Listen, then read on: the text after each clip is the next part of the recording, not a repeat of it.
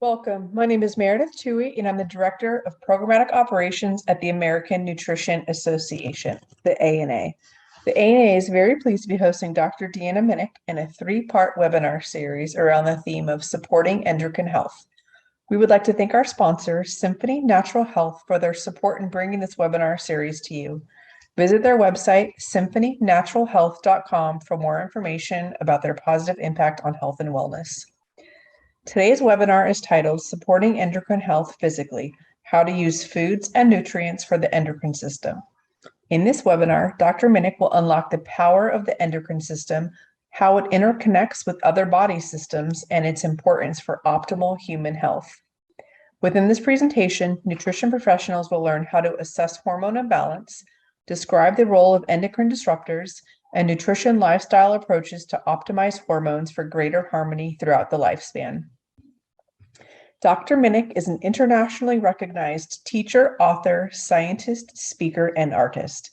She has more than 20 years of diverse, well-rounded experience in the fields of nutrition and functional medicine, including clinical practice, research, product formulation, writing, and education. Her doctoral PhD research focused on essential fatty acid absorption and metabolism, and her Master's of Science degree allowed her to explore the health benefits of the colorful plant-based carotenoids. She has authored 6 books on health and wellness and over 40 scientific publications. Currently, she is Vice President of Scientific Affairs for Organic India, USA, on the Board of Directors for the American Nutrition Association, and faculty for the Institute for Functional Medicine and the University of Western States.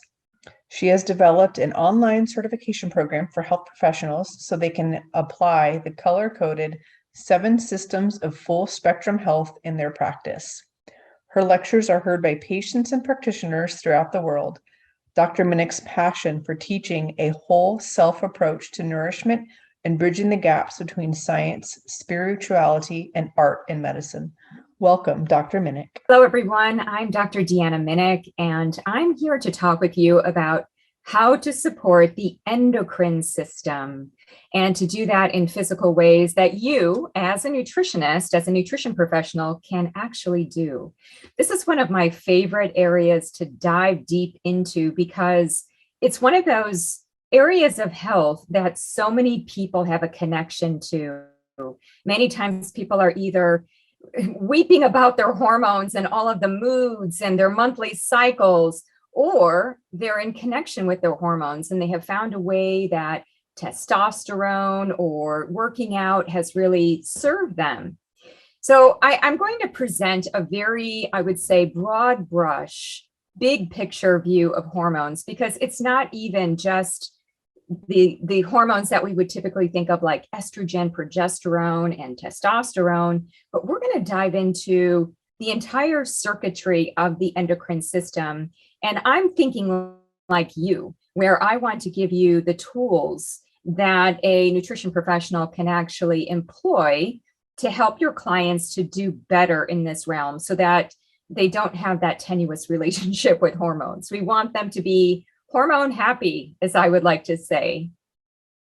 So here are the objectives for the talk, and I'm going to take you through each one as we go, making sure that we cover the extent of the information that you can have at hand. So let's start with the first one, which is empowerment and knowledge. I want to first set the stage of what the endocrine system is about, and then further on to that, I want you to be able to assess, because assessment is such a huge area. How do you know if somebody has a hormone imbalance?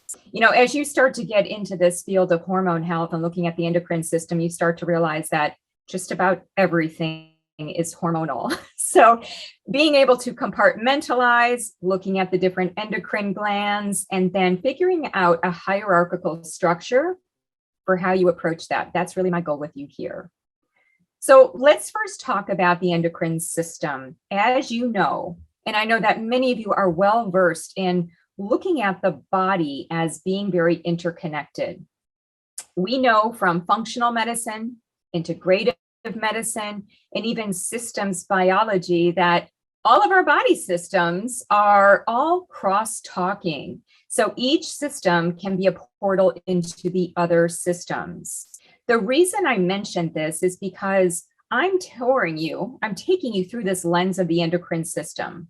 However, we could also have a similar talk about the gastrointestinal system, where we could start to affect change in the endocrine system.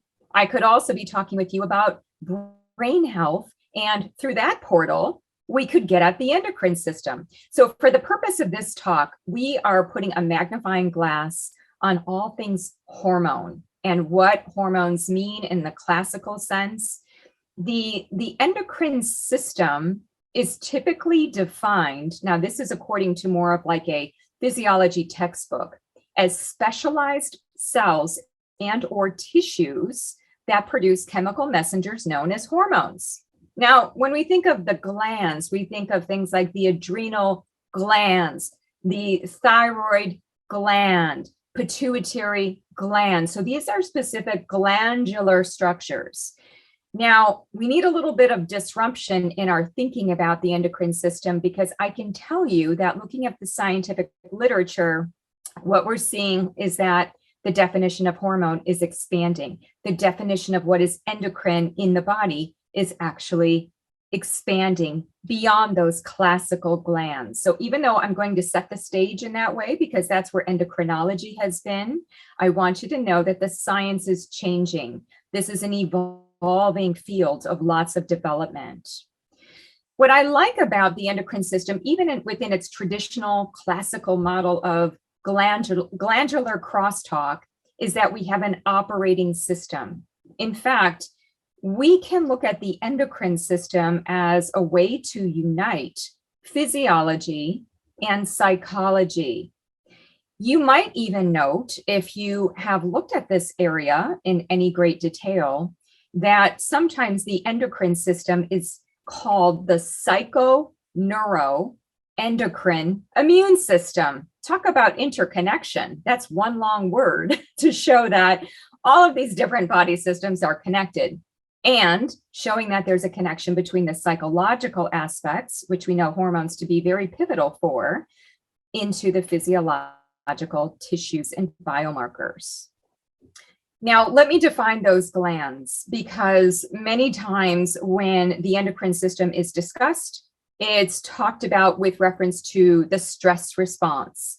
And the stress response is often referred to within the context of the HPA axis. I'm sure that many of you have heard that term before. What does that mean? Hypothalamic, pituitary, adrenal axis. Again, the interlocking crosstalk and communication of those three body systems, those three glandular, or at least two glandular structures, the pituitary, the adrenals, and then the hypothalamus, which is very closely connected to the pituitary. So what I'd like to say is that it's really not just the HPA axis that we're talking about. We are talking about a circuit of these endocrine glands. Yes, of course, the adrenal glands. And many times I think of the adrenal glands as being very downstream.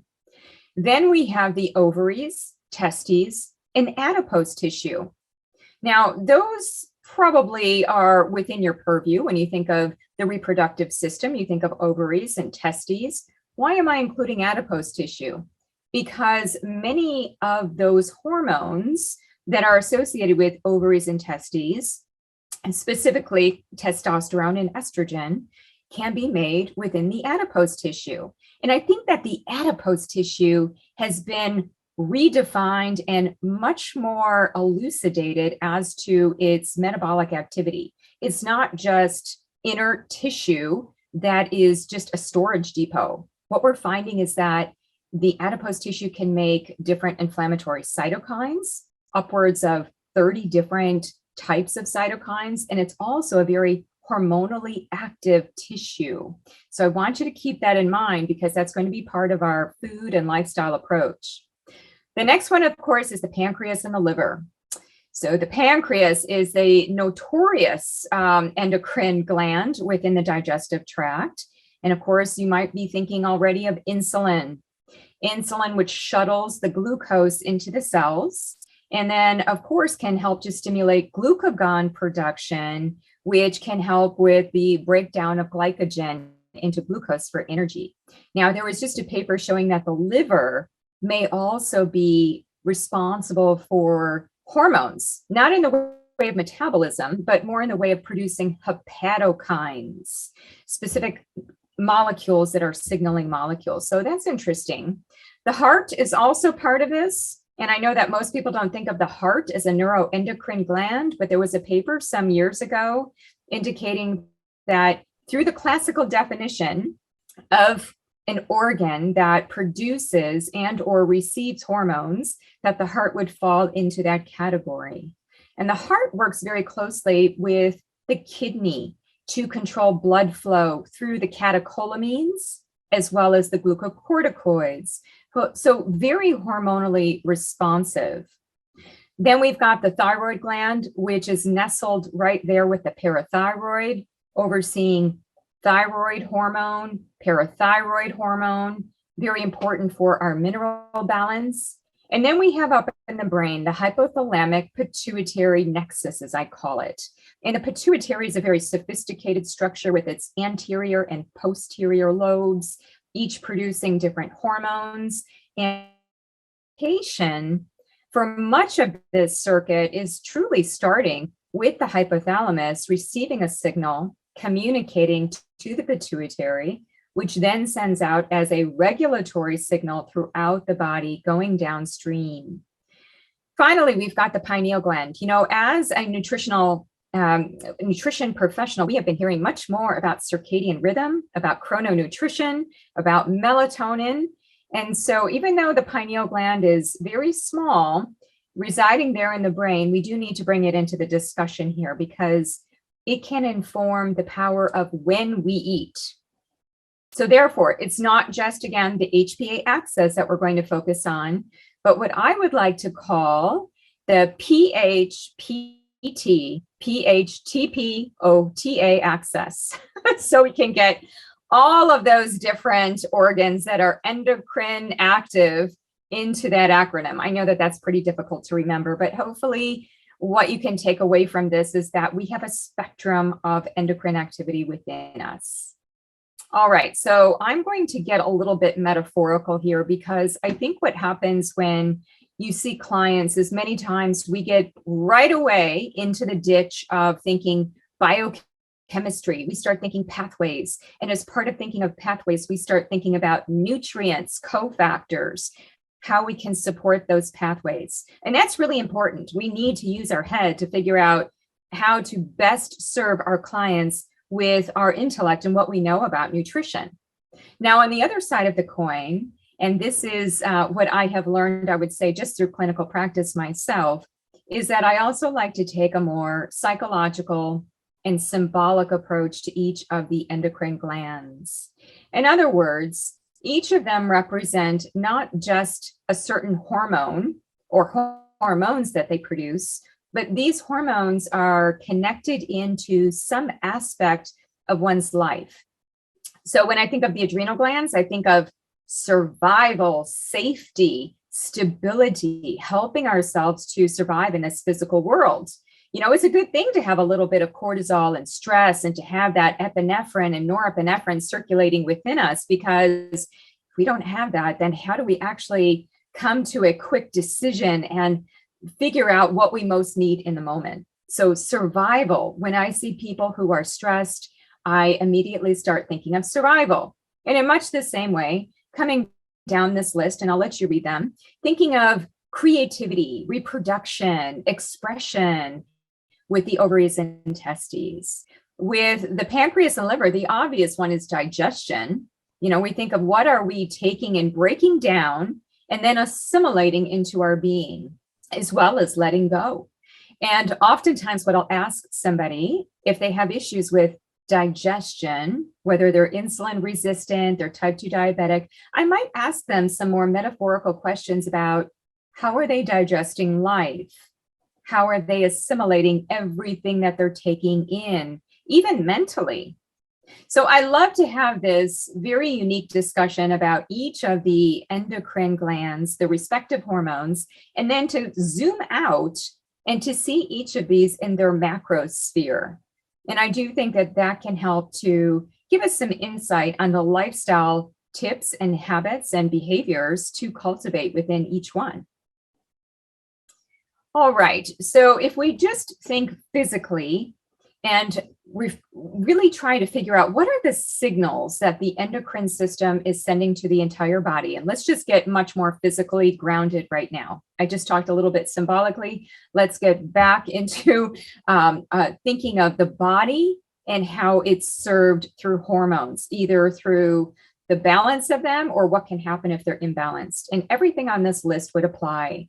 Growth and development. So even in utero, hormones are affecting the growth of the fetus. They're affecting the growth of the child, especially as they go through puberty and develop secondary sex characteristics. Bone health. And my goodness, there's so much that is to be done on bone health and how the different hormones are changing osteoblasts and osteoclasts. The immune system is very tightly tied to inflammation and different cytokines, as well as hormone messengers. Of course, the stress response, which we've been talking about, fertility and reproduction, how we eat, what our satiety signals are, circulation and excretion. And we're going to talk a little bit about detoxification today as well. That's one of the areas of my interest. And hormones, the health of hormones in the body is they're not only related to production, but also the transport, receptivity, and eventual detoxification of them in the body. Sleep cycle, circadian rhythm, I would like to touch on that as well, as far as imbalance and what we could do there. So the goal is to see the whole rather than the part. And I think that even though I'm going to break out each of the endocrine glands and talk about imbalances, I also want you to do this micro and macro dynamic where you zoom in and then you zoom out. You zoom into the gland, you zoom out, and you see the whole. And I think that you can get a lot of insight there. You can work more specifically at the micro level with supporting that particular gland with nutrients, but then you can support the entire endocrine system. So let me just give you some ideas here. One of the things that I think we need to disrupt within nutrition science and functional medicine, functional nutrition, some of you are in that particular area as well. I do think we need to reevaluate how we talk about the adrenals and burnout and stress. I think we need to redefine this word stress. We need to redefine this adrenal fatigue, adrenal exhaustion, because it's really not just about the adrenals. The stress response actually starts in the brain. And a little bit of stress is actually quite good. You're going to see as we start talking about certain plants, how a little bit of stress in the environment could actually serve us well and cultivate resilience. Resilience is this new word within the stress literature. I also do think that we need to be thinking about the gut microbiome. In fact, it's almost as though I see all this science on the gut microbiome, and I almost can't find anything that it's not connected to. So as I tour you through the endocrine system, I want you to be thinking along the way that many times the nutrients we give, the foods that we are advocating to our clients, much of the effects of those foods and nutrients and other bioactives will be determined by the health of the gut microbiome, and that will influence the endocrine web. So it's not insignificant, really important to consider that within our discussion on the endocrine system. The other thing to remember is that the word hormone denotes to me communication. It denotes that there is some kind of biofeedback or a loop or dialogue. So instead of just the brain being focused on downstream signals to, let's just say, the adrenal glands, it's really about how the adrenal glands then are looping back through different metabolites and different compounds to inform the hypothalamus as to how it's doing and whether or not the hypothalamus needs to tone down some of the activity. So keep in mind that when we are reflecting on hormones and how they work, it's not linear, but cyclical and in a loop. And the goal in many cases will be to redefine and reestablish that loop of communication because it's been dysfunctional or distorted or it's out of alignment. So sometimes it's not so much the initial signal, but it's the signal that comes back to close that loop. So again, think in your mind of circles, think in your mind of loops and communication. There's partnership here, and there needs to be harmonious partnership.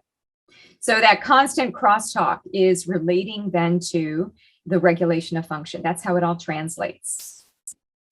Now, the hormones, the endocrine system is the operating system. The hormones are the individual compounds, the molecules that make the communication happen. And those are compounds made in small amounts within the body by the endocrine cells. And typically, you need to know this as a nutrition professional, that there is not just the production of hormones by these endocrine cells, but they have to be received by cells through a receptor. Now, you remember that from insulin, right? The way that we get the activity of insulin is for the insulin to bind to a cellular receptor to allow for the cascade of proteins to eventually lead to GLUT4, which will open up and allow for glucose to come into the cell. So there are going to be certain considerations from a nutritional point of view in order to enable better receptivity of these compounds. So sometimes it's not the amount of insulin, but it's how the cell is receiving that signal. So ensuring good, healthy cellular membrane activity with healthy lipids, proper balance of omega-3 and omega-6s, proper protein levels for those actual receptor constituents, and even the proteins within the cell that are going through that relay race of one phosphate group to another. So protein and healthy fats would be something that we need to just be thinking about overall for cellular health. And receptivity. Let's remember that word, receptivity, how we're receiving that communication signal. So let me just summarize in terms of the classic, again, physiological textbook definitions. When hormones are produced in the same cell to have an effect locally, so certain cells can produce their own hormones, and then those hormones are acting within that cell where they were produced. That's called autocrine. When the hormone is produced in a cell and then travels to nearby cells to have an effect, that is a paracrine type of an effect, right? So it's para, it's adjacent to. And when that hormone is produced by a cell and then has to travel through the bloodstream to have an effect in some tissue, let's just say that the pancreas is again producing that insulin, which then has to travel to skeletal muscle, endocrine. That is a classic endocrine signal.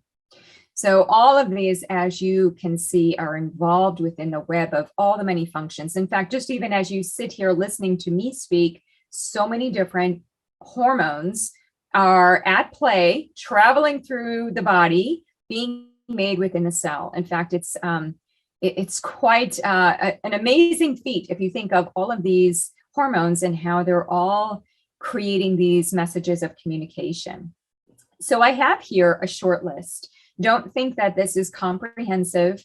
There are so many different hormones, but I think that for the sake of us talking about hormone health and what we can do in clients, these are typically the ones that I think about. So I'm not going to take you through each one. This is for you to have this list as a reference point, but just look at the sheer quantity. Look at the sheer quantity of the different hormones released where. And we see that many of them are within the hypothalamus pituitary junction. So again, I want you to remember that many of the imbalances that we can see downstream through the thyroid, through the heart, the pancreas, the gonads, the adrenals, actually may start up there in the brain through this signaling. It can also happen because of inefficient wiring back from those downstream glands back up to the hypothalamus and pituitary. So we want communication through the body to be seamless, unobstructed, very clear, very transparent, and targeted as well. So how can you as a nutrition professional address hormone imbalances? I've been thinking about this for some time because depending on where you live, you might be constrained by certain labs. You might also be constrained in the way of what you can provide to a client to help them focus on hormones. And I can't tell you how many people ask me about bioidentical or even synthetic hormone replacement therapy. What should they do? Should they just do bioidentical? And one of the things that we as nutrition professionals can do is we can support not the intake of actual hormones themselves, which require a prescription, but we can support the processes of transport of those hormones in the body.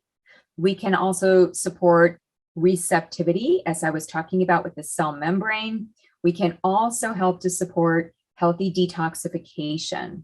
So I do think that while we're not able to prescribe certain replacement or replenishment type of therapies as it relates to hormones, where things look bioidentical, we can be very supportive with nutrition and lifestyle for whatever a client is taking per the advisement of their physician.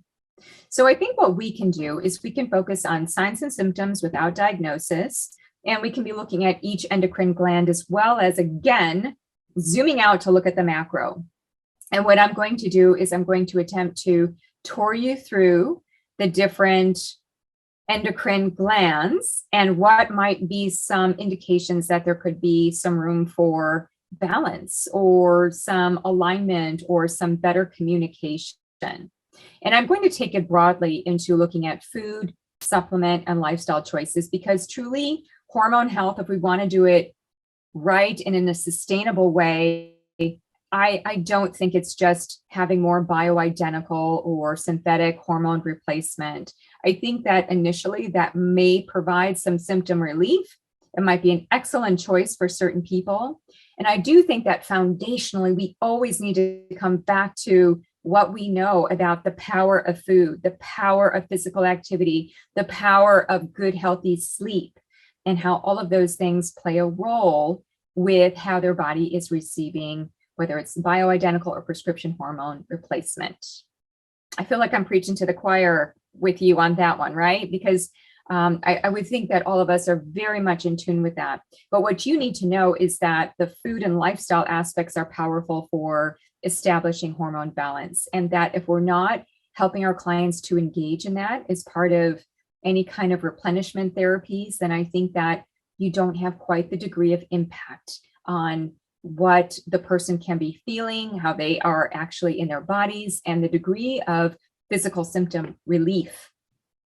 So the question will come up over and over again, even if they are taking bioidentical hormones, how long will it take to see results? To what degree can we catapult the clients that we have into feeling better based on their hormones? So let's go through each of the different areas. I'm going to do it all by color, of course, because that's how I think. And I do see the endocrine system as a color-coded system, much like I see that of food.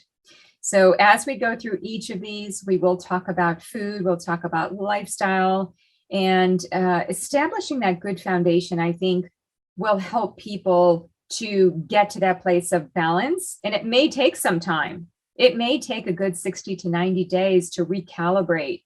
And even then, it may not be 100% resolution of symptoms, but it's further along on that trajectory. So let's first start with the adrenals, which many of you are already very, very familiar with, because so many people have issues with stress response. A little bit of stress is good. Too much chronic stress can be aging and dysfunctional and lead to a number of different things in the body. What I'm showing here is more of the changes that occur with chronic sustained levels of things like the glucocorticoids, particularly cortisol.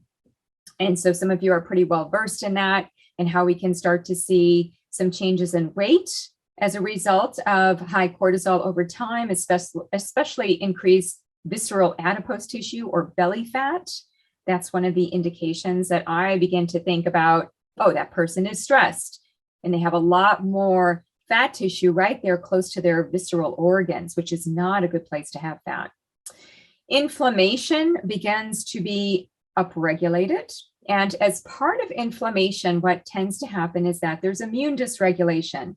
Now, in the state where there is a lot of cortisol, what happens is that the immune system becomes very, we see a lot of activity. And then as the cortisol that is produced in the body begins to lower because the body is becoming almost in this hyper, or not from hyper to hypo cortisol, what we can tend to see is more autoimmune diseases, issues with chronic infections and impaired wound healing. And so there's kind of like this hot yang phase of stress. And then there's the more yin suppressed, unable to mount a response phase. And so they exhibit a little bit differently. But anytime I would see somebody with inflammation, I would immediately be thinking of adrenals. Metabolic syndrome, having 3 out of the 5 set criteria, or at least a minimum of 3 of those 5 criteria. Cravings. Here's where you as a nutrition professional need to be thinking about cravings for salt. Now, the glucocorticoids are connected to the mineralocorticoids, which is connected to aldosterone, sodium balance. And again, looking at changes in blood flow, blood pressure, all of those things are connected into minerals to some extent, right? So you do want to be looking at any kind of cravings that they might start to exhibit. Sugar, so that they get energy, because in that state of high cortisol output, it's highly metabolic. We need energy in order to fend ourselves, our body in that state, in order to have that type of fight or flight response. So look for cravings when you're working with clients to see if there's anything off there. Reproductive glands, many times that's a little bit more straightforward, where people are having issues with fertility. And I know that we're all seeing a lot more issues with infertility these days. So women in their early 30s now not being able to get pregnant, having PCOS, polycystic ovarian syndrome, all kinds of menstrual cycle abnormalities, mood imbalances. There could be hair loss or abnormal growth of hair on the face, hirsutism. So that could be an androgen imbalance. And skin issues. Now, skin issues can be also connected to the adrenals, because we have a glucocorticoid, I would say the type of machinery that we would need for the stress response, the glucocorticoid receptors right there in the skin. And typically with high stress states, we start to see hair loss, we start to see skin issues, darkening of the skin, changes in the texture of the skin, thinning of the skin. But so many times people just automatically go to thinking about reproductive hormones as it relates to acne, which it can be, might be an imbalance with androgens like testosterone. But if you remember from your biochemistry 101, the stress hormones like cortisol are tightly tied to the reproductive hormones. So if somebody is stressed, will they have the proper balance of these type of hormones from the reproductive glands? Well, they might be in short supply. They might be imbalanced as a result of that. So always looking to stress to be that first line of exploration, because most people are stressed, and then that's going to impact through and have this ripple effect through the reproductive glands. Now, perimenopause, premature menopause, postmenopausal issues like changes in bone or the cardiovascular system would also be something that we need to be thinking about. And what I have been seeing is that women are going through perimenopause at a much earlier age and for a much more extended period of time. So instead of just having maybe a 4 to 5 year window of going through those fluxes and changes, now that window has changed to 10 to 15 years. So it's putting them through a lot of misery, very low quality of life, and we want to get them feeling better. And there are so many things that we can be doing in order to move them in that direction. The digestive system, which is extremely hormonal. I already mentioned insulin quite a few times because I think that that's probably what you all have greatest familiarity with, because really a nutrition scientist and a nutrition professional, the area that we are most expert in through our training is understanding digestion and assimilation and excretion, because it all ties into nutrients. So here you've got a number of different things to be looking at, and many of you are already very well versed in looking at things like dysglycemia, insulin resistance, looking at sugar cravings, just even a food intake, just to see what people are taking in. Are they overeating? Are they not satiated? They continue to be overfed but undernourished is how I see this one. So there might be some issue here with disordered eating patterns, even cardiometabolic syndrome, as I prefaced talking before about the pancreas. Now, we might also have to be thinking about crosstalk with the thyroid hormone here, because there could be overlap. And in fact, try not to see each of these as a bucket, but as a tapestry.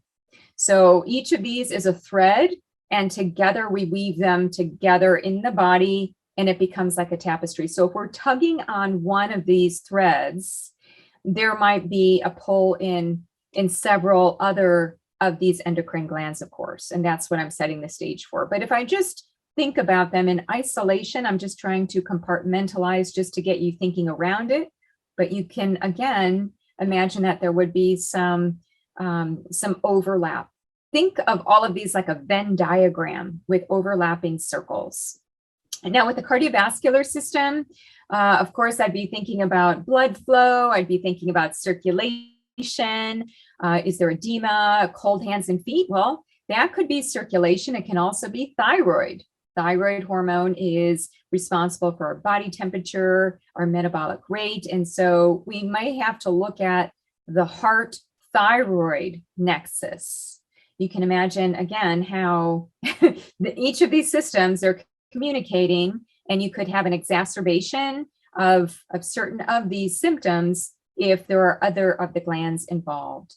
So anything that relates to blood flow, accumulation of fluid in the body, palpitations, heart rate changes, I would be thinking of the cardiovascular system. And I bet that many of you are probably maybe you weren't thinking so much about hormones and the cardiovascular system, but there is definitely a link. And we could even go back to the reproductive glands, thinking about estrogen and how estrogen later in life, as it becomes less in the body, can start to change and increase risk for certain conditions, or even change the functioning of areas that relate to kidneys. So there definitely is this web. The thyroid. Now, many of you may already be pretty familiar with the thyroid as it relates to imbalances here. Talk a lot about this, I would say, in nutrition, because we know that there are some staple nutrients for the production of thyroid hormone. Typically, I think of iodine and selenium needing to be in that balance, and making sure that they are not too little and not too much, but the Goldilocks principle of just right. We also look at iron, zinc for the receptors. Vitamin A helps in receptivity to thyroid hormone. So many times people will go over to be thinking about, well, if I have weight gain, weight loss, changes in my hair, changes in my skin, I feel cold, it might be thyroid. And that might actually be the case. But as you can see here, that could also be relating to the heart. It might be related to the adrenals. So again, the more that we can start to layer in our thinking of these endocrine glands and how they work together, it'll make more sense and give you a more complete picture. The pituitary, again, the master gland, the ultimate regulator. What we see with the pituitary and where there could be issues in clients would be if they're maladapted to stress. So here's where we have to do some reframing in the thinking of stress. Menstrual cycle irregularities because of the production of FSH and LH. So we need to be looking at that. And that's, looking at some of these these hormones released from the pituitary can actually give us a sense of how the pituitary is functioning, because maybe it's not so much looking at progesterone, but going upstream a little bit to see how the pituitary is working and releasing certain precursor hormones in order to get to our sex hormones. Alterations in sleep. Thyroid is connected to the pituitary because, again, it's priming the release of thyroid stimulating hormone and making active thyroid hormone. Changes in urination and mood. Pituitary, as you saw before, it's making a lot of hormones. But the issue is that it's really difficult to get in and assess the pituitary. So we need to do it through laboratory biomarkers, which not all of us have access to, and it may not be within our scope of practice. So again, going upstream, thinking about the patterns, the circuitry, and enabling us to reframe our perspective on experiences to help with the downstream signals. And then finally, the pineal gland. And here's where most people are thinking about sleep because of its connection to melatonin. So any kind of irregularities, if you have clients that are shift workers or they're on the computer really late, they're getting this exposure to blue light late at night, all of those things we need to be considering as it relates to a person's lifestyle. All right, I did a lot right there on the empowerment and knowledge. I would say that the other sections are will be variable, but I needed to set the stage with what knowledge I want you to come in with, because we're going to be building upon these webinars so that we really do look deeply at hormones, what we can do within our scope, and how to see it within the spectrum of the physical, emotional, mental. So let's just talk about lifestyle environment, because this is one of the biggest exposures that people have on a daily basis. And all of you are so well informed as to the things that we can be doing, because you probably have observed, like I have, that how we live is how we eat. How we eat is how we live. So if you look at this list here, there are so many different choices up that path of the mountain to feeling better. We can take one path that is focused on food. We can take another path that is focusing on breath work and stress response. We can take another path and focus on our relationships, making sure that we are clear on our social networks and the behavioral patterns that we have as a result of those networks. What my premise is here is, yes, as a nutrition professional, I like to anchor the food and eating experience into the broader context of one's life. And all of these, every single one of them is impacting the endocrine system. So you have to find what works for the client. Where do they most feel inspired and motivated to make some changes? So here are some ideas, and this is a short list because I know that many of you have different specialties, and so you go on a different track and you have different metrics and you have a different orientation to your practice. Well, first of all, any and all ways to reduce stress would be helpful for every single person, even you, right? It starts with us. How do we walk the talk? What do we do in order to get our stress in check? And we know that high cortisol can set everything off within our entire endocrine system, especially the glucose insulin type of dynamic, as well as the thyroid hormone, right? And even the heart. I mean, all of them really. But we know that there is a special triad between cortisol, glucose, and insulin. So if somebody eats a high, I would say, glycemic meal, which spikes insulin, we potentially could also get high cortisol through the food. And that is seen as a stress response in the body. So looking at meditation and breath work, always coming back to even things that are free, like taking a nice deep breath in, doing something simple like 4 square breathing in for 4, holding for 4, releasing for 4, and holding for 4. Looking at intakes would be important, looking at addictive behaviors, looking at dependencies that we might have on certain substances. And I would say one of the biggest ones would be alcohol. And so helping to lessen liver dysfunction and strain, and potentially reducing inflammation. Now, alcohol intake can also change hormone levels. We can see increased estrogen from alcohol. And depending on a client's ability to have proper metabolic detoxification of the different hormones, we may be putting stress on the liver, and then that impairs the liver's ability to effectively engage in healthy metabolic detoxification. So I would say that looking at alcohol, I think that a certain amount within the context of a meal may be okay. It depends on what it is. Some of you might be thinking, well, what does she think about caffeine? I would say the same thing, that caffeine in certain people can just add to stress, add to cortisol. It can also help to modulate liver function depending on our cytochrome enzymes and how we process caffeine. The other aspect that doesn't get discussed, and probably not by us as nutritionists very often, is that of physical touch.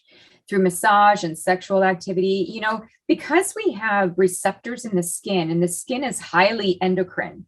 In fact, this is one of the aspects of the endocrine system that does not get discussed, but that's where people see the effects of the endocrine system. They see, again, a thinning of the skin. They see these strange growths. They start to lose their hair. All of these things in some way are connected into that stress response, or even alterations of hormones. So getting back to the skin, being out in nature, feeling our feet on the earth, getting massage, engaging in healthy sexual activity.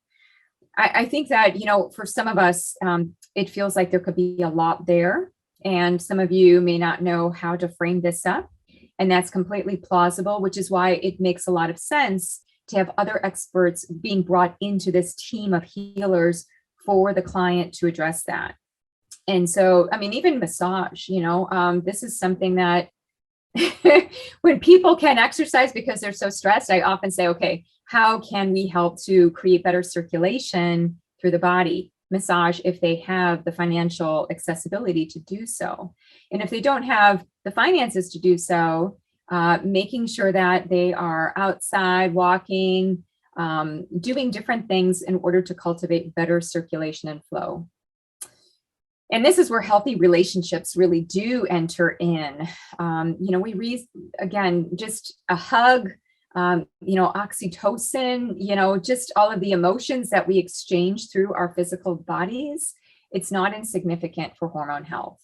So I wanted to mention that by way of this, because it often does not get discussed. And I think we need to start talking about the things that are under the rug and not out there in the therapeutic encounter. So many people can feel a sense of liberation in talking about so many of these things, even if they're not there yet. They just want the ability to be conversant and have an open door to start discussing them. Of course, healthy sleep, which we're going to get into, that's essential. How we sleep becomes how we eat the next day. So here's another point of what you can do as a nutrition professional, and that is to be able to remove the interference of external environmental endocrine disrupting chemicals. So many of them out there, and you all know this.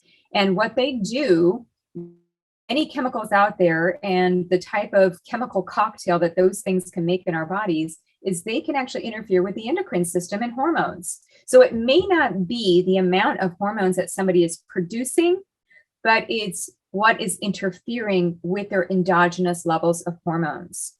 And so that's why we need to do a little bit of a survey, a little bit of an intake to see where there might be some potential exposures, things like heavy metals, even things like plastics.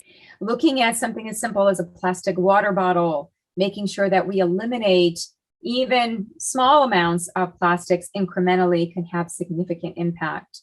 And one of the things that I've been focusing on as well is not just the food that we take in, but what are we ingesting through the skin? What are we lacquering on the skin, whether it's makeup or lotions or deodorants or hairsprays, especially the hair follicles. They're so sensitive to different types of hormones. And then we go and bring in a lot of these endocrine disruptors.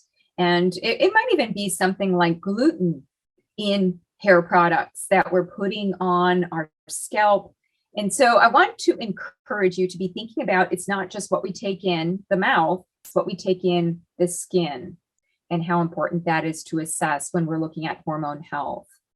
So what are some easy things that you can have your clients do to override these toxic effects? Of course, avoiding or reducing plastic containers, bottles, and packaging. Less is better here. And plastic, we know, is definitely modulating hormones in not so beneficial ways. Avoiding or reducing canned foods and beverages, mostly because of the liner, but then also the metals that are contained within the can itself. Choosing fresh and organically grown foods whenever possible. Now, I know that that's not possible for all of our clients. You might want to revisit the environmental working group list of the Dirty Dozen and the Clean 15 to help people make strategic choices when they're in the market. So that is a possibility. Avoiding or reducing fast foods and processed foods because they have so many different adulterants in them. You know, I'm just even thinking of people going to a restaurant, they get certain foods wrapped in foil or plastic or even in a styrofoam container. Sometimes it's not even the food itself, but it's the packaging that it's coming with.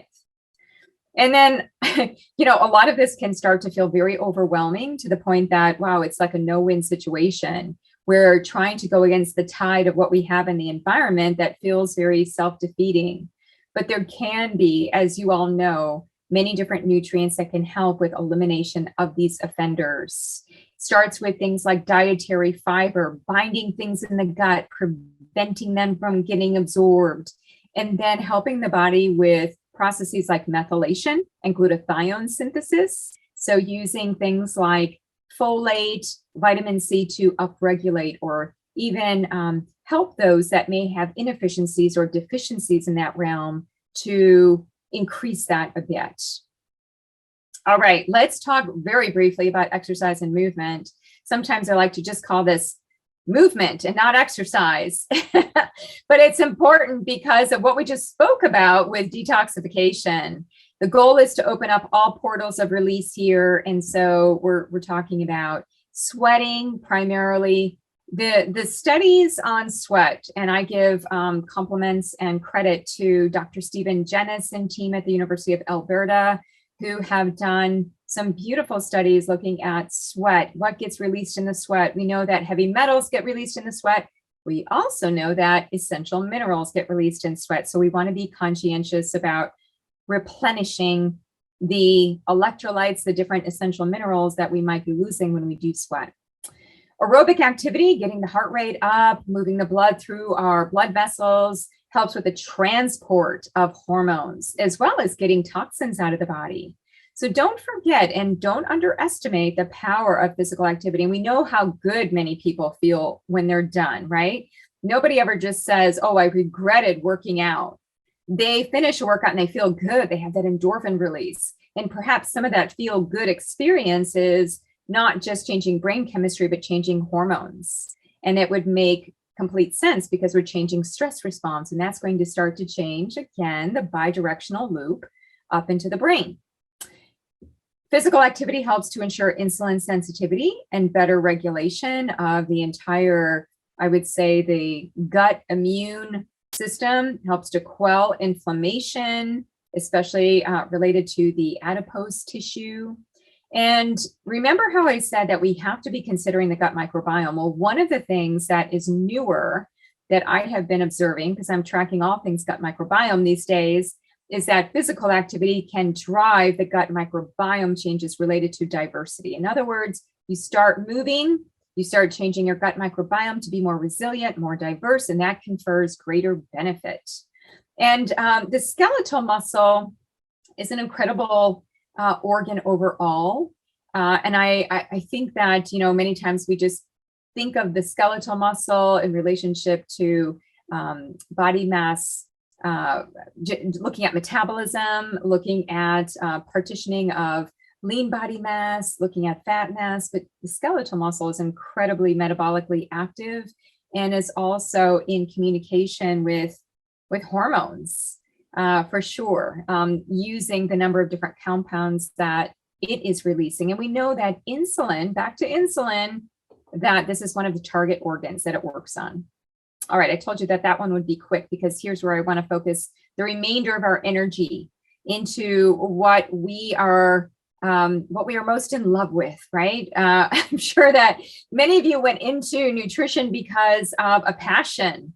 And so what can we do for the endocrine system here? What I'm going to be presenting to you is generalities, because you know as well as I do that we need to all take a very personalized approach to every single client. So what I'm giving you is the basic building blocks, just looking at the foundation and not getting into the intricacies and the individual type of therapeutic recommendations that you would make if you had other information on people. So first, just to think of macronutrients, protein, carbohydrate, and fat. Protein is so essential. It's the building block of neurotransmitters. It's the building block of enzymes. It's a building block of hormones. So I do think, especially later in life, when we start to run up against conditions like sarcopenia or inflammation that's related to muscle, we tend to be more in an inflammaging state, that it's important to have quality protein because that ensures that we have the amino acids that we need as the precursors to things like neurotransmitters and hormones. Really important, even more so later in life.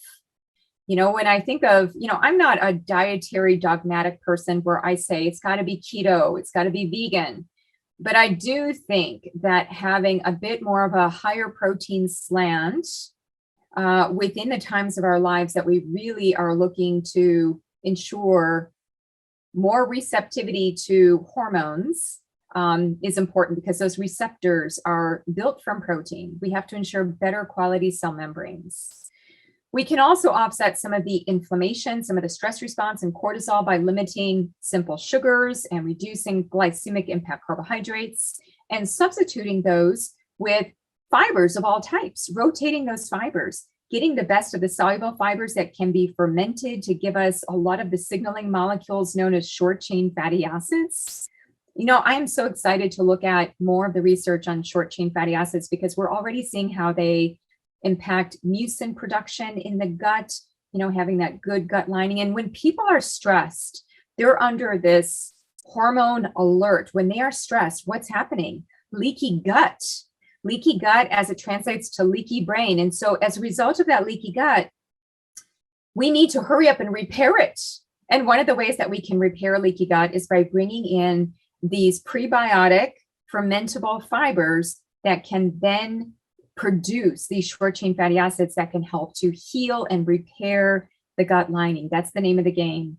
So fibers do a lot of different things depending on the nature of the fiber, depending on the fermentation, depending on the client's gut microbiome. So it's really important to have the best gut microbiome in order to get the most from your fiber. Now, that's kind of a loop as well, because when you take in certain of these fibers, you can actually start to shift the gut microbiome. It's a beautiful process. We're always in contact with the external, the internal, and so much of our gut microbiome is changing up the rest of our system's biology. The other thing I don't want to leave behind here is fats, good, healthy, quality fats. And my PhD research was on essential fatty acids. So I'm calling them out here because of their essentiality. We don't make them in the body. We need the proper ratio. We don't want a high omega-6 to omega-3. We want to bring that ratio down a bit to be more in balance. So many of you are able to get things like the omega-3 index. And even that is a great starting point from which to provide guidance on food sources of healthy omega-3s. Vitamins of all types. I'm just making a short list here of some of the ones, but if somebody has a nutrient-dense diet and you've got plants in there, typically you're going to be getting all kinds of different vitamins, even more than what I have listed here. But essentially, we're looking at all of them. We're looking at the complex of the water-soluble vitamins, the B complex, of which there are many. They work as a team. We need those to build neurotransmitters. We need them for metabolism. We need them for methylation.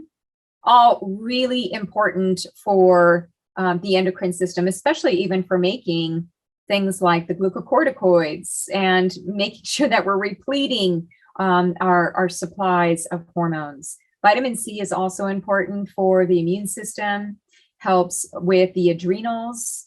Now, when I think of A, D, E, and K, the fat-soluble vitamins, I do think that there's a lot of awareness of vitamin D. Goodness, vitamin D is actually seen as a hormone itself. And there's some initial work suggesting that vitamin K2 might actually be classified as a hormone because it can be made by the gut microbiome in certain cases, depending on the microorganism. And then it can have these effects where, because the gut microbiome is us and it is producing the vitamin K2, then it gets directed and targeted to different organs, like maybe the vasculature, maybe the bone. And so, keep your eye on vitamin K2 as it relates to having these hormone-like properties. So yes, they're all important. The only other thing I want to mention here is about beta carotene and vegans. And many of you probably are aware of this because it's pretty ancient research, going back into the 1980s, 1990s. But essentially what we see is that with the thyroid, when it's not working optimally, meaning lower capacity, and I don't think we fully understand the mechanism. Some people think it might be thyroid hormone being low, or it might be something within the thyroid gland. But when thyroid is not optimal in its function or as the gland, it seems as though beta carotene conversion over to vitamin A is reduced. And typically that is seen in studies by higher levels of circulating beta carotene and not having that conversion. So here I begin to think about vegans who might be relying upon carotenoids like beta carotene in order to give them the fat-soluble retinol, which in the diet typically comes from animal sources. So just note that as it relates to thyroid hormone, the thyroid, people with lower thyroid function who are vegans, that you might want to be thinking about ways to get a form of retinol supplementally, if that would be acceptable by the client. Minerals are also part of the micronutrients, and I think about all of the essential minerals, which compete with heavy metals, of course. So you protect the body from metals by having sufficient levels of essential minerals. And there are so many kinds of minerals, as you all know. There are macro minerals, there are micro minerals, then there are the ultra trace. And many of the minerals are actually used as cofactors for hormones and neurotransmitters, as well as a number of different other aspects. Now, when I think of hormone receptors, I think of zinc. We know that zinc is really important for that particular reason. Iron, of course, is important for the thyroid gland, calcium, blood vessels, as well as bone and kidneys.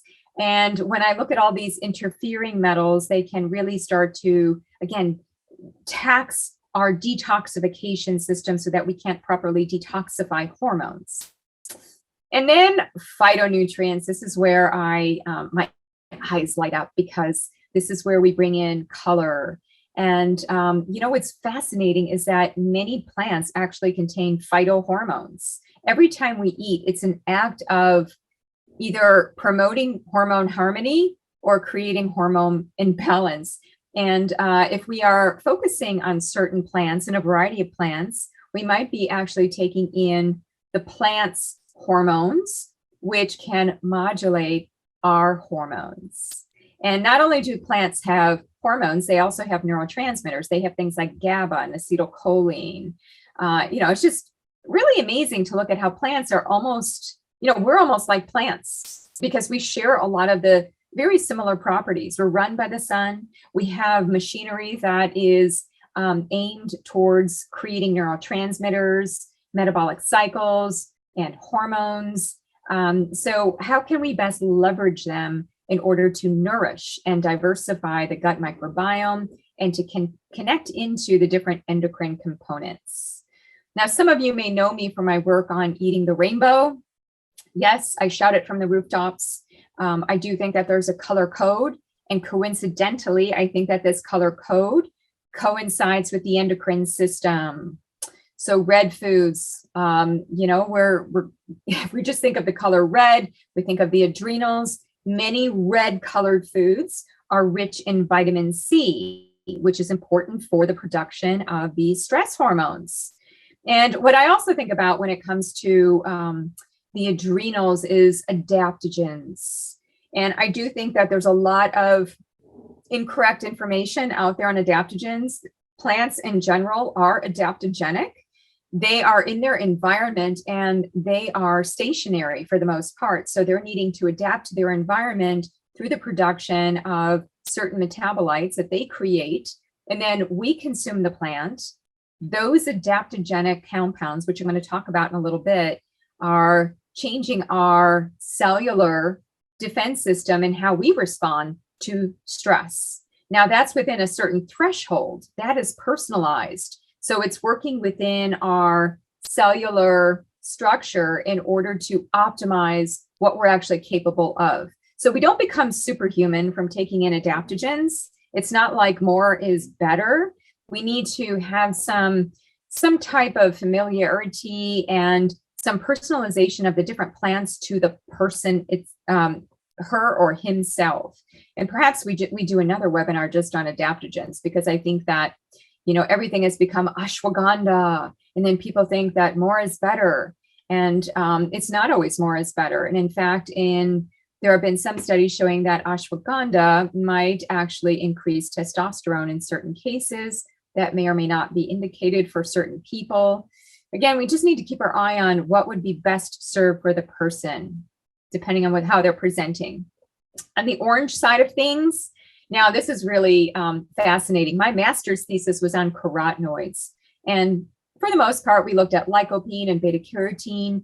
But as I got into the literature on reproductive hormones, things like progesterone, estrogen, what I saw was that there was a correlation between orange-colored foods that would be rich in things like even beta-cryptozanthin. Many people don't think of beta-cryptozanthin as one of the carotenoids. They mostly know about beta-carotene, alpha-carotene, lycopene, lutein, zeaxanthin in some cases. But it seems as though orange-colored foods, things like oranges themselves, tangerines, persimmons, mangoes, these types of foods, which are rich in certain carotenoids, may be helping with things like ovarian decline, maybe helping to have some association with reducing the risk for certain reproductive conditions like even endometriosis. And we know that even with sperm, the head of a sperm is filled with carotenoids and antioxidants in order to ensure its survival. So I do think that orange plays a role in helping with reproductive health. I think that most of the studies that we see are about animals, so goats and cattle, noting that serum progesterone is correlated with serum beta carotene. I'm really very interested about this whole area of orange and modulating these fat-soluble carotenoids, which tend to embed into the adipose tissue, into the fatty organs, into the brain, into the breast, into the ovary. In fact, one study found up to 14 different carotenoids within the ovary.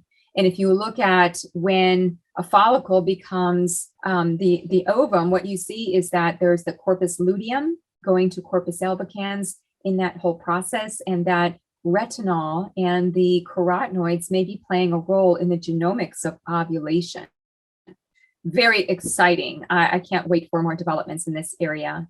When it comes to plants, I also think about phytoestrogens. There's a new term out there now called phytoprogestins that, yes, things like apigen, luteolin, these types of plant compounds seem to have multiple effects in the body. They might be helping the immune system. They may actually be impacting progesterone or look like progesterone type compounds.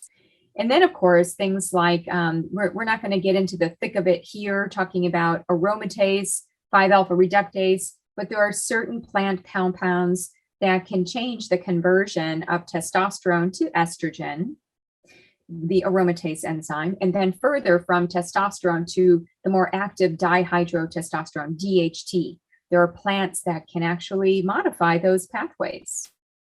The yellow is all about fiber sources in my mind. So yellow colored foods like lemons and squashes and ginger and bananas with high amounts of prebiotic fibers can be important for all the reasons that I gave before about short chain fatty acids.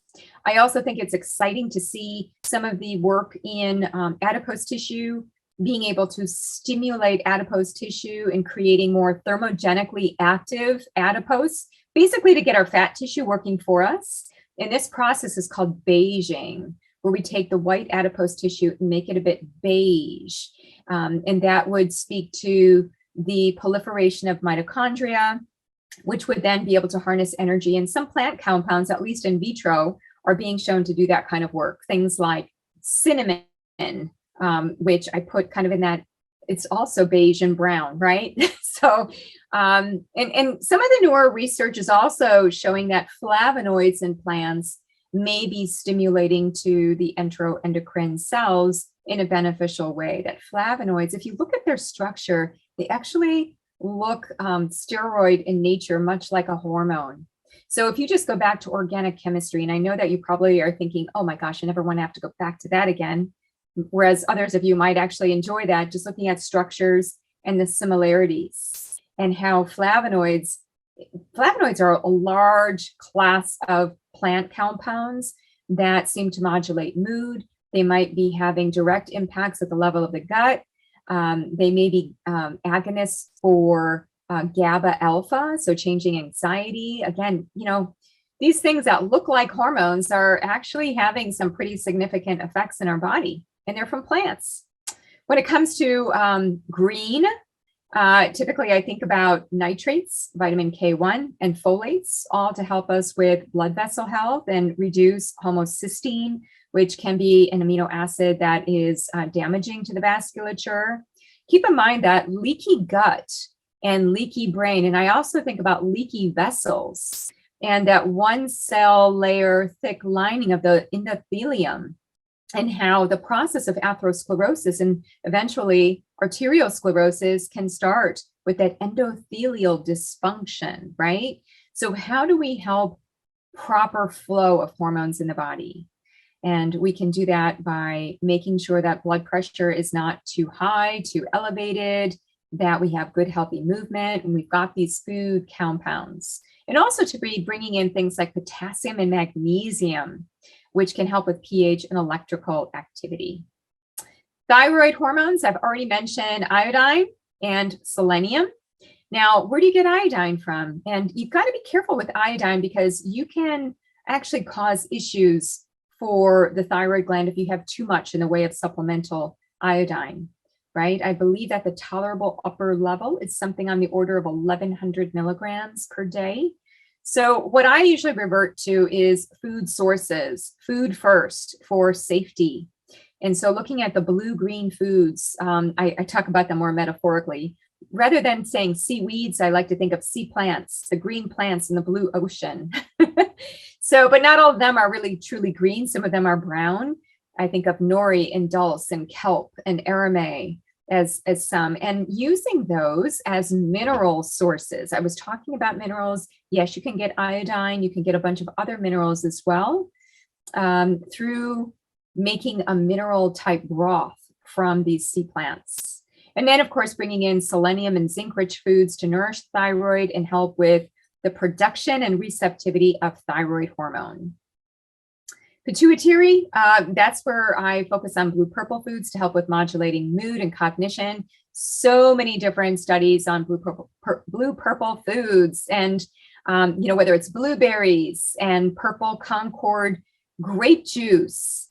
Many people will ask, well, what about red wine or purple wine as I see it? There can be resveratrol that can also be part of this whole mood modulation, but you can also get resveratrol from grape juice. Don't forget, you don't need the alcohol.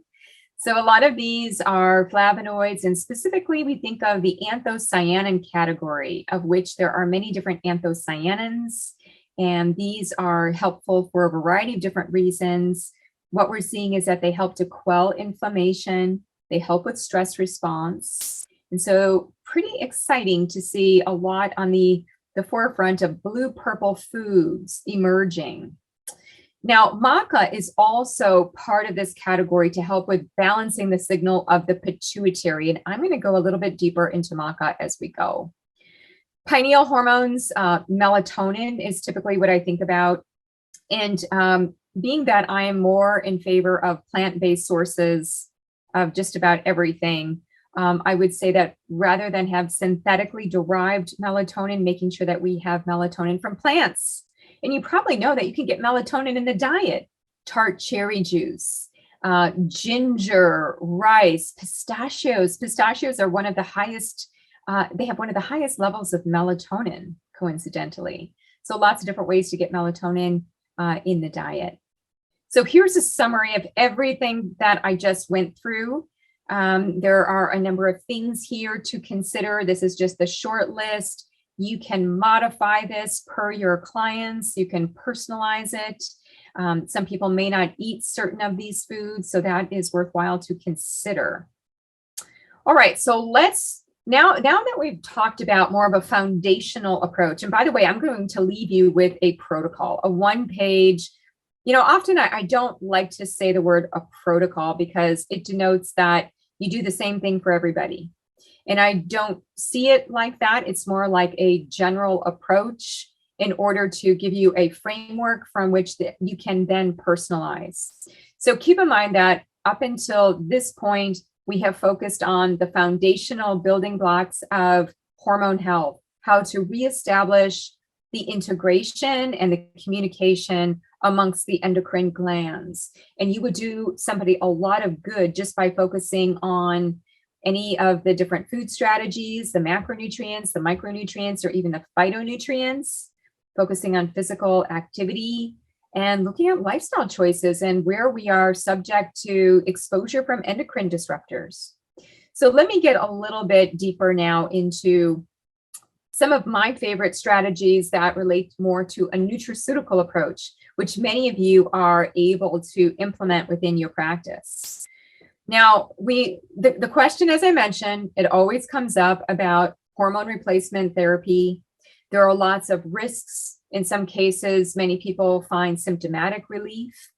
What we have seen from the Women's Health Initiative many years ago now is that there was an increased risk of developing serious health problems caused or stimulated by hormone replacement therapy, such as stroke and breast cancer. And it depended on whether estrogen was used or whether there was a combination of estrogen and progestin, but essentially some changes in the cardiovascular system and potentially increased risk for gallbladder disease. So this really set a lot of women back in terms of feeling like I need to find other solutions that don't have such a serious consequence, but help me with symptom relief. So as you probably know, what has happened on that horizon is lots of, I would say, different visibility on phytoestrogens of various types in order to help with things like hot flashes. One of the biggest complaints that women have for the perimenopausal time and even into menopause. So things like black cohosh and soy isoflavones and red clover, and a lot of these were used, but then if you look at the data on them, what you soon see is that in some cases, the placebo had an equivalent or even greater response for reducing symptoms like hot flashes, and that they were that the placebo effect was comparable or even better than some of these phytoestrogens. And in many cases, it wasn't known how these phytoestrogens were working. They were kind of complex. There wasn't the degree of standardization, I would say, across the board with nutraceuticals. So I have been more or less very hesitant to be thinking about that because it's more or less a hit or miss approach. For some people, they can work really well. For others, they might work well initially and then they stop working. So what I have here is how to address hormone balance in the way of you as a nutrition professional, just to walk through this with me, because if you can understand the mechanism, you can understand how best to fit those pathways with nutrition and or lifestyle and or nutrients. So when it comes to hormone insufficiency, many times again, repleting the body back with things that look like estrogen or progestins. However, as I just mentioned, not all phytoestrogens work equally well. And the phytoprogestins, I would say that they are very newly discovered and being talked about now, and not very well characterized, I would say. No clinical trials that I have been able to identify. Hormone excess. What do you do when somebody has estrogen excess, or an imbalance there, or even testosterone excess or cortisol excess? Well, what I think that we can do as nutrition professionals is we can bring in nutritional actives and nutraceuticals that can help with detoxification support. I'm all about that, especially looking at things like broccoli and the cruciferous vegetable family, which that whole plant family is enriched with glucosinolates to help with moving these different hormones through the pathways of detox. And then, of course, bringing in things that would support phase 2, meaning glutathione, methylation, glucuronidation, and supporting all of those pathways. And for some of you, just going deep into that can really help with some of the symptoms that some women have during perimenopause, or even during their menstrual cycle, especially during the luteal phase when things feel a little bit awry, a little bit more emotionally labile. So that can be helpful there. But then even just looking at the different endocrine disruptors, moving those things out of the body, I would consider that as part of hormone excess as well. So that would be, and then just straight on hormone metabolic detoxification, which have already addressed with hormone excess, moving things through, getting hormones out of the body too, because what's interesting is that hormones are actually treated by the body as a toxin. So a hormone would go through very similar pathways. Many of the hormones would go through very similar pathways as a toxicant in the environment. So we want to support good, healthy elimination, making sure that we've got support of the gut with probiotics, prebiotics, and even things like calcium deglucarate, which can help with the different compounds and enzymes that certain bacteria can produce that would lead to potentially the recirculation of certain things that were already biotransformed. So that would be like a glucuronidated estrogen. So some of the gut microorganisms might be not allowing for the elimination. So how do we help with the elimination? Again, fiber, proper bowel movements is all part of that. And then hormone regulation. This is where we talk about communication through the entire endocrine axis, not just the adrenals, not just the gut, not the heart, not the thyroid, but really looking at how do we go upstream, not just downstream, but how do we work upstream to streamline that crosstalk? That's what I am potentially this many times I'm bringing in as part of a way to reestablish alignment in the body, and how important that is. Because yes, we can be working on elimination. Yes, we can be working on the gut microbiome. What if we actually got in and reset and reprogrammed our entire endocrine circuit? Can we even do that through plants? And here's where I'm going to tell you a little bit more about maca. Maca has trended greatly. Every time I go to the grocery store, I see these big totes of maca powder. And even when I mention maca to people, they have this feeling of like, ooh, virility or, hormones. And what I have come to realize is that not all maca is created equal. In fact, until I started to get into the science, I didn't realize that there were so many different varieties of maca, and that maca actually did what it did with relationship to the different phenotypes. So I'm going to share with you some of the things that I've been learning over these past months, and then using various maca phenotypes clinically in order to start to see better hormone regulation. So from a plant perspective, because you know how much I love plants, if we just look at where maca comes in from a plant perspective, we see that it's part of the same family as the cruciferous vegetables, which we know and love so much for detoxification and even for hormone balance and metabolism. So they're part of the brassica family.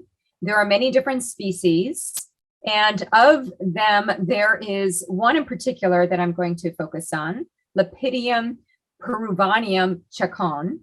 And this particular species is grown in Peru. Now, there's maca grown throughout the world. There's some grown in China.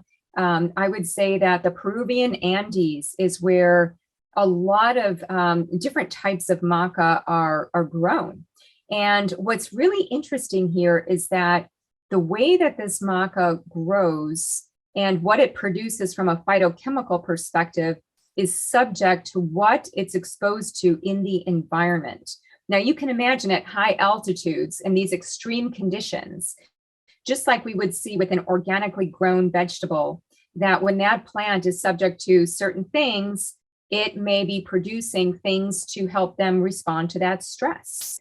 And often those metabolites are important for our bodies.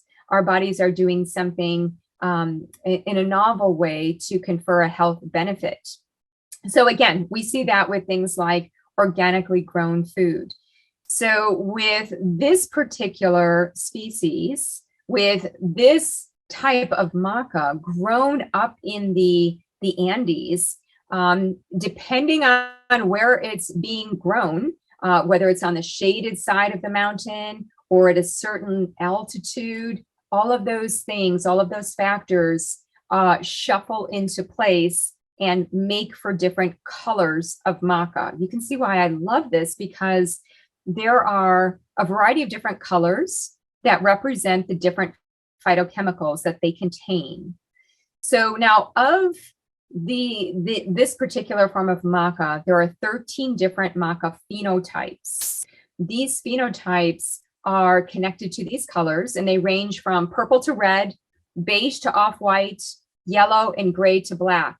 And you would not use all of these different types of maca for the same reason. I'm going to get into the delineation of what each of those colors and the phytochemicals actually represent from a health perspective. So there are different DNA profile changes and phytonutrient signatures, as I mentioned, based on the growing location. The one category that we're going to focus on the most would be the glucosinolates. But in general, maca is a food. It contains so many different actives, protein and carbohydrate and different fatty acids. So even though the seeds of maca could be a certain color, that doesn't always translate into the actual maca food when it has grown, the actual root itself. What you see is that even if you take red maca seeds and plant it, if those red maca seeds are subject to certain environmental conditions, they can actually turn out to be a different color. So that to me just speaks of the beauty of the food environment connection and how we can harness the benefits of the environment in those particular cases to give us a health effect. Whereas many times we hear about the negatives of the environment, all of the endocrine disruptors. But in this particular case, we can take what's in the environment and translate that into the body in a beneficial way. So I like that as a positive message. So I have here of all of the different colors of maca, the different places where it's grown, specifically China and Peru, how there are different metabolites between them. Here's a picture of maca, and you can see the different colors here, the yellow color, the kind of a red purple color, and more of the black color of maca. So what I did in my own way to contextualize this is put together a short list of what I have seen in the science, cell, animal, human clinical trials as it relates to each of these colors of maca, just for us to keep it straight. Because I know even for myself, some years ago, when I started to go through the perimenopausal period, I did try maca. I went to the store, I got a bag of maca, and it didn't seem to have an effect. And then I started to feel like, well, I'm not going to recommend this to anybody because I don't feel like it actually had a good effect. And then I had heard some comments from other people about how it created a worsening of certain symptoms related to their hormones. And then as I realized later, the maca that is bought in the store is actually a combination of just garden variety maca sources. Whatever's coming through is ground up, but it's not specific to a particular phenotype or a particular color with a known signature of certain phytochemicals. So what we see here are the 4 different classes. The red is connected to prostate health. It increases energy, improves mood, it supports bone health in women, and it also may help balance the menstrual cycles. You know, I kind of like this connection to red and prostate. It's a very energizing color. And, you know, to think of blood, nourishing the blood, balancing menstrual cycles overall through the hormonal effects. Yellow helps to promote healthy fertility in women. It also helps to support a healthy menstrual period. And there are certain types of yellow phenotypes with certain concentrations of the different metabolites that can lead to different outcomes.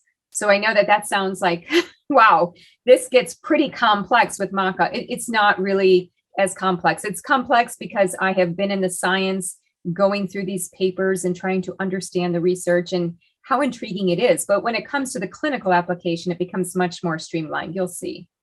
Purple. So the purple form of maca, and I think many of you would love this color. Many of you, you know, it's always amazing when I'm talking with audiences how they really gravitate to purple. And purple connects to the anthocyanins, all of those flavonoids that I was speaking to before. And so because purple is connecting to these particular anthocyanins, these pigments, these translate in terms of antioxidants in the body. They help to support cellular antioxidant response. And I'm going to outline what some of those are.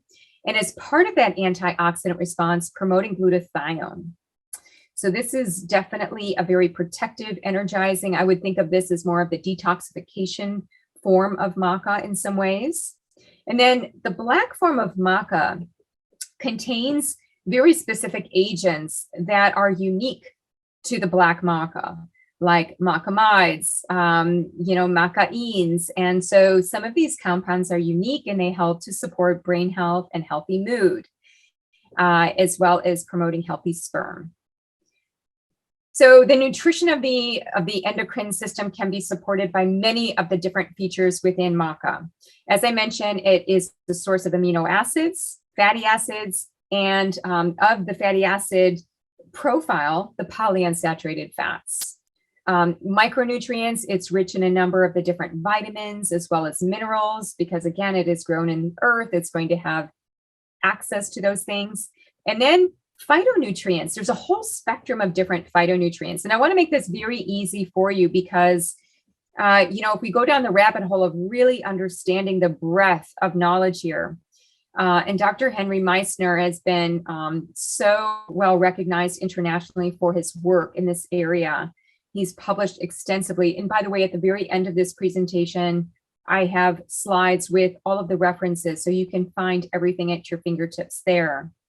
But what we know about the phytonutrient categories is that, yes, we're looking at the anthocyanins, especially in the purple maca. Glucosinolates, that would be the major phytonutrient category, at least that has been classified in specific ways, and that is rather defining of the different phenotypes. The glucosinolates convert to the isothiocyanates. There are also different polyphenols, which we know can be metabolized by the gut microbiome to create secondary metabolites. They contain flavonoids, lignans, and plant sterols. It's like the best of the plant kingdom compounds all put into one, and in very specific ratios depending on where it's grown and where it's exposed to. Now, I did mention that the glucosinolates are a primary category of all of those phytonutrients. Where do you know glucosinolates from? The cruciferous vegetable family. And remember that maca and the cruciferous vegetable family, they're in the same kingdom of plants, but these are different genus and species. But what they do have in common is glucosinolates. Now, the only thing is that the glucosinolates in the broccoli and other cruciferous vegetables, they differ compared to the maca, the Peruvian maca phenotypes. So they're very distinct. So not all glucosinolates look the same way. They have very specific activity related to their structure. A number of these glucosinolates, you probably have seen literature as it relates to the cruciferous vegetables, sulforaphane, which is an isothiocyanate. What you see is that the literature really does show the propensity of data around reducing cancer risk, heart disease, even some of the, I would say, brain and mood type of imbalances. And maybe it's because the glucosinolates really do change some of those enzymes involved in metabolic detoxification.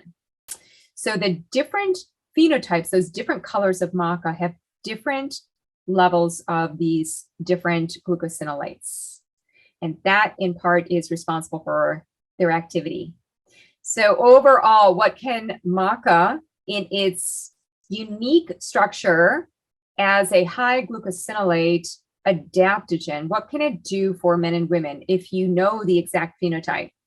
Well, some of the demonstrated results around the science that has been published would be fertility and libido, increasing endurance and energy, and in part that could be because of upregulating cellular defense, right? Upregulating things like superoxide dismutase and catalase, and even upregulating NRF2, which can lead to the production of more of those antioxidant defense enzymes. The glucosinolates are also responsible for that. Enhancing sexual function, improving memory, cognition, helping to improve mood and relieving menopausal symptoms. There's been some nice clinical trial data on that, supporting prostate and modulating hormones, impacting cholesterol and even bone health. A lot of great work on bone health.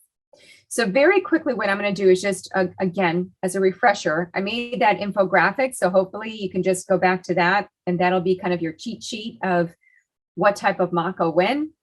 But I'm just going to tell you very quickly. So purple, again, remember that it's purple for a reason. It's because of those anthocyanins, which are indicators of antioxidants. Just remember the A word, antioxidant, anthocyanin. So purple, because of the presence of this pigment, it's helping with cellular antioxidant defenses, glutathione, I mentioned superoxide dismutase, catalase. Glutathione overall is important for not just detoxification, but also antioxidant activity. So, and look at how it's very specific here. In one particular study, giving purple maca increased glutathione levels, but giving the yellow and black maca did not change glutathione. So there's something very specific in the purple maca, most likely the anthocyanins that are making it purple, that are changing glutathione. Fascinating. Now, what about red? We talked about red in relationship to prostate, energy, mood, helping with bone, and helping to reduce PMS. So what we see here, very specific effects with red maca as well. We see positive modulation on estrogen and progesterone levels while not increasing testosterone.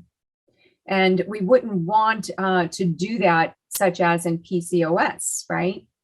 Now, the benefits of the red maca on the prostate may be due to the activity of the glucosinolates on the androgen receptors while not affecting serum testosterone. So that's some of the initial research that has been done. And I want to mention too about prostate health. You know, it's important to bring men into this conversation that in some cases, remember back to what I was saying about maca at the grocery store, it could have some adverse effects for some people. Some people actually shy away from it because they've had a bad effect or some kind of result that just made them stop taking it. And that could also be connected into prostate health. So prostate, you can make it worse with other types of other phenotypes of maca. But the red maca phenotype seems to be most important for helping to reduce prostate size without actually, again, changing up testosterone. You know, it's probably, again, working on the phytonutrient aspect through the glucosinolates, through the receptors. So I think we have more to learn there in terms of mechanism, but in terms of clinical results, we know that this would be the type for prostate specifically. And using other types of MACA phenotypes would actually be potentially not good. That would not have a good outcome. It could even be detrimental. Black maca. Black maca is going to have high amounts of antioxidants, very similar to the purple maca. And what we also see here is other types of compounds in this particular maca that have been shown to have specific effects for brain health, potentiating neurotransmitter activity. So having some changes on cognitive speed, and also looking at sperm health. So looking at sperm motility and sperm production. So again, looking at the black maca in this specific way for male reproductive health and brain health. And then finally, we're going to close with the yellow maca phenotype. So this is the one that I would say has been most clinically tested. There are a number of clinical trials showing increased fertility in women, improving PMS, and also having significant cellular protection from ultraviolet radiation. And we know of the impact of UV radiation and even computer radiation on things like the thyroid gland. So in the case of this specially prepared gelatinous aqueous yellow maca, which is optimized for bioavailability and activity, there are changes in female fertility, uterine size, and litter weight in rats. And what we know about the yellow maca, as opposed to some of the others, is that it has additional sterols, certain plant sterols, other than the cytosterol. So there may be some change here, some particular translation in the body on progesterone.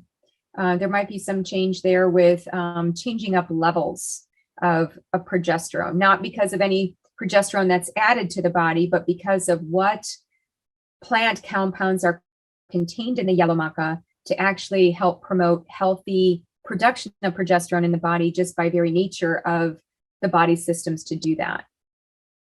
So I want to show you just, there's so much in the way of the clinical trials. And again, I'm going to leave you with these. This was a published trial, 2006, looking at the physiological and symptomatic responses of early postmenopausal women to standardized doses of maca, and primarily the yellow maca that I described to you, with a certain known phytonutrient signature, so a very specific phenotype. So what's really interesting here is you can see in this study on a monthly basis that initially being given placebo, and then being given this specific maca phenotype, looking at these women over 1 and 2 months of taking this, what is referred to as maca go in the literature, which again is speaking to this specific yellow phenotype of maca. So estrogen, E2, and what we see in these women is that there was a significant increase in estrogen. And by the way, this is within healthy levels, not excessive estrogen. And this is not imparting any estrogen to the body. It's enabling the body through the hypothalamic pituitary junction to stimulate in this more adaptogenic way, potentially through the glucosinolates, through the plant sterols, to enable the body to actually come back into balance and this regulation within a certain healthy threshold. So you can see here how estrogen went up, FSH came down, and that's one of the markers. Elevated FSH is usually seen as a marker of the perimenopause and menopause time. So you can see that that has come down also within healthy levels. Similarly here, we can see placebo run-in and then with maca go over time. And you may need to see about 2 months worth of taking the maca in order to start to see these changes, because again, you're changing the regulation of the hypothalamic pituitary junction, communicating with the entire endocrine circuit. All right, now in this particular configuration, the study subjects were given maca-GO initially for the first month. And then the second month is, again, when we see that nice elevation, which is very consistent with this right here, this panel. And then they were put on the placebo. You can see how estrogen went down. And then when they were put on maca-GO again, their estrogen went up just within that 1 month time frame. Progesterone also, a nice increase there, and LH started to come down. So this is, again, a quick snapshot of how one can help to modulate the regulation, the body's endogenous production of healthy hormones throughout the life cycle using plants, and also within the scope of being a nutrition professional without giving any kind of bioidentical hormones. Now, can bioidentical hormones be used in conjunction with this type of maca, this maca-GO? Yes. In fact, that would require, again, some finesse and working through with the patient's practitioner, their primary care practitioner, as well as you to guide them through with not just the maca, but also with food and lifestyle.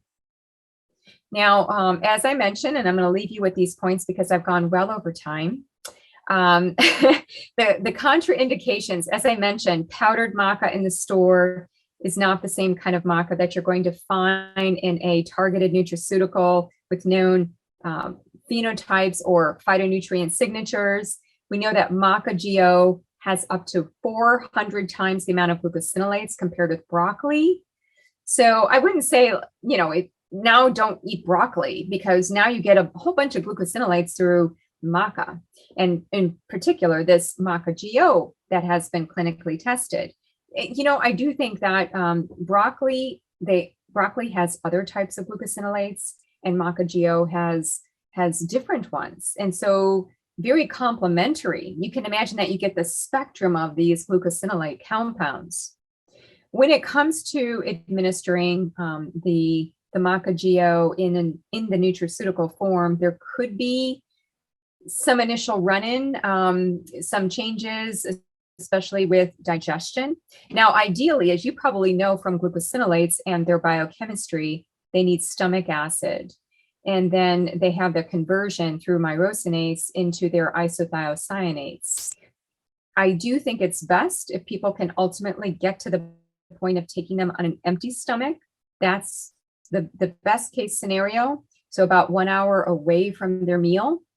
But if they're getting some digestive upset, what they can do is take it with their meal. This to me denotes that there could be some dysbiosis, because keep in mind that glucosinolates are metabolized by the gut microbiome. So go low, go slow, maybe stage the dose appropriately. And we have, there are so many different ways to bring the maca-GO into one's particular daily life, and depending on their age, their symptoms, their conditions. And I do think because this plant is adaptogenic, people can actually improve where they need less.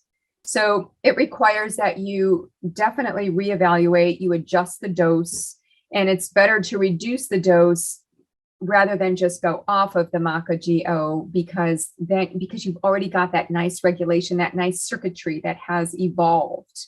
And so now we're just turning down the dial a little bit so it's not so excessive. So the body actually gets better, which is so refreshing for people to hear, because so many people think, oh, I'm aging. And then there's this fear of aging. But we can actually optimize the body. I feel like this overall, knowing what we know about plants and their ability to modulate and create better optimization at the cellular level, this is very promising. It puts us into better harmony with our environment and allows us to bring in things that we know can work even in the short term, in a month or two. All right, I have just one slide here and then we'll be done. But this is a pretty meaty slide, I must say. I'm not going to walk you through all of it. I'm leaving it here as a reference. It speaks to everything that I have talked about in the way of foods and even some of the supplements, walks you through the different endocrine glands, the different hormones, some of the signs and symptoms that you might see. So we did cover that, right? I toured you through each of the endocrine glands and talked about some potential imbalances. I did include here some laboratory markers. If you're able to get those, that would be great. But I don't think that they're always necessary. Sometimes they just stress people more. they're tracking levels, they get nervous. And, especially with a menstruating woman, her levels of certain of these hormones can vary depending on where she is in her cycle. So we can't hang too much on laboratory markers. But here is the gold for you, so to speak, the foods to consider.